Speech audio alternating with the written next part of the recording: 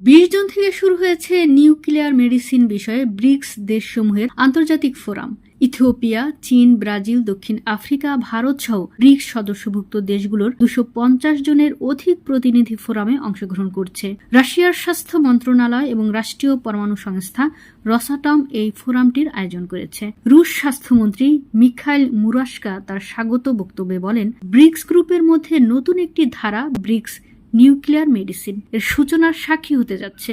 Medical পদ্ধতি এবং টুল ব্যবহারের ক্ষেত্রে ব্রিক্স সদস্যভুক্ত দেশগুলোর সক্ষমতা বিশেষভাবে উল্লেখযোগ্য। পারস্পরিক সহযোগিতার মাধ্যমে আমরা স্বাস্থ্য সেবার ক্ষেত্রে নতুন অনেক কিছু অর্জন করতে সক্ষম। ফোরাম চলাকালে অংশগ্রহণকারী বিশেষজ্ঞরা ক্যান্সার এবং অন্যান্য জটিল রোগে মৃত্যুহার হ্রাস, জীবনমান উন্নয়নে অভিন্ন লক্ষ্য অর্জনে ব্রিক্স ফ্রেম ওয়ার্কের ভেতরে কার্যকর সহযোগিতা ও মিথস্ক্রিয়ার জন্য বেশ কিছু প্রস্তাবনা এবং সুপারিশ নিয়ে কাজ করবেন। বিভিন্ন অনকোলজি, কার্ডিওলজি, এন্ডোক্রাইনোলজি এবং সাইক্রিয়াট্রি রোগের নির্ণয় এবং চিকিৎসার জন্য রেডিও ফার্মাসিউটিক্যালের উদ্ভাবন এবং উৎপাদন বিষয়ে অংশগ্রহণকারীরা সক্রিয় আলোচনা করবেন।